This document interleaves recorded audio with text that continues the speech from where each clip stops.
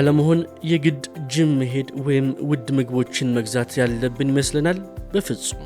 ብዙዎቻችን የምንዘነጋቸው ግን እድሜያችንን የሚያራዝሙና የዕለት ተዕለት ጉልበታችንን የሚጨምሩ ቀለል ያሉ ልማዶች አሉ። ዛሬ በቀን 10 ደቂቃ ብቻ በመመደብ ጤናችሁን የምታድሱባቸውን ሳይንሳዊ መንገዶች እንነግራችኋለን። ክቡራት ተመልካቾቻችን፣ ይህ መረጃ ሌሎች እንዲደርስ ላይክ፣ ሼር፣ ሰብስክራይብ ማድረግዎን አይርሱ። ፕሮግራሙን ወደ እናንተ አዘጋጅቼ የማቀርበው እኔ ኤፍሬም ታጠቅ ነኝ። እስከ ፕሮግራማችን ፍጻሜ ድረስ አብራችሁን ቆዩ።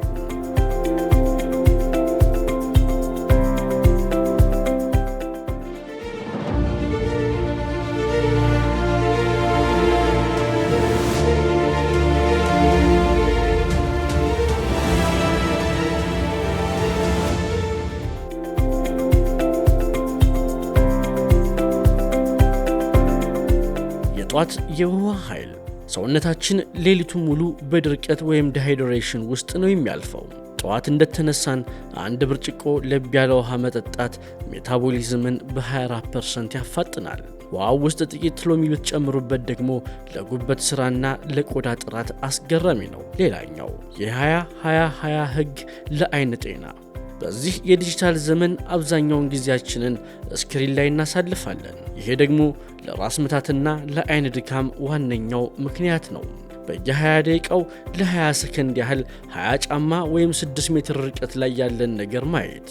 ጥቅሙም የአይን ጡንቻዎች ዘና እንዲሉና የትኩረት አቅም እንዲጨምርም ያደርጋሉ። ሌላኛው የፀሐይ ብርሃንና ቫይታሚን ዲ። ቫይታሚን ዲ ለሰውነታችን እንደ ሞተር ዘይት ነው። በቀን ለ10 ደቂቃ ፀሐይ መሞቅ የሰውነት መከላከል አቅምን ወይም ኢሚዩኒቲን ይገነባል። እንቅልፍ እንዲወስደን የሚረዳውም ሜላቶኒ ሆርሞንን ያስተካክላል። በተለይ የጧት ፀሐይ ለቆዳ ጉዳት ሳያጋልጥ ከፍተኛ ጥቅም ይሰጣል። ሌላኛው ምስጢር ጥልቅ ትንፋሽ ወይም ዲፕ ብሪዚንግ። ጭንቀት ወይም ስትረስ የዘመናችን ትልቁ ገዳይ በሽታ ነው። በቀን ለ5 ደቂቃ ብቻ አይንን ጨፍኖ በጥልቀት መተንፈስ በጣም አስገራሚ ነው። የኮርቲሶል መጠንን በመቀነስም የደም ግፊትን ያረጋጋል፣ አይምሮንም ብሩህ ያደርጋል።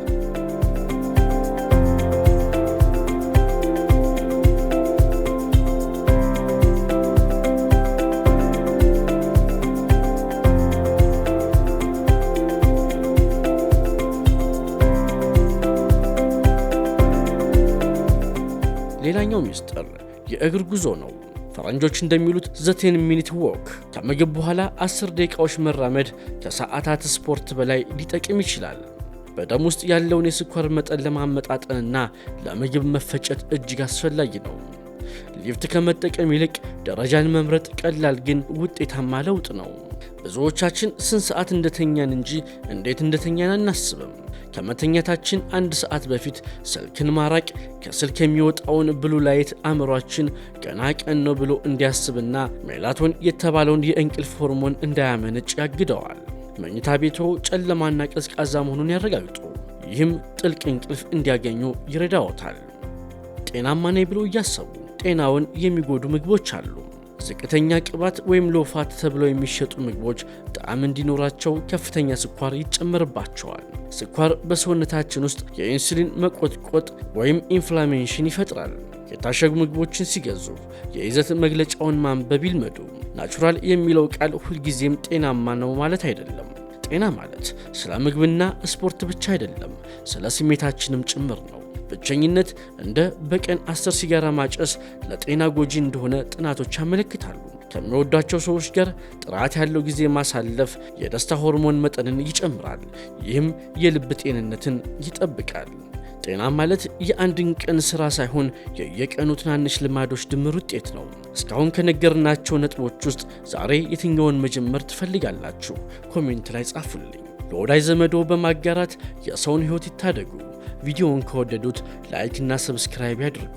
ለጤናው ጥንቃቄ አድርጉ። ሰላም። ፕሮግራሙን ወደ እናንተ ያደረስኩት እኔ ኤፍሬም ታጠቅ ነበርኩኝ። ቻናላችንን ላይክ፣ ሼር፣ ሰብስክራይብ በማድረግ ሌሎች ጠቃሚ መረጃዎች እንዲደርሷችሁ ማድረግ ትችላላችሁ። መልካም ጊዜ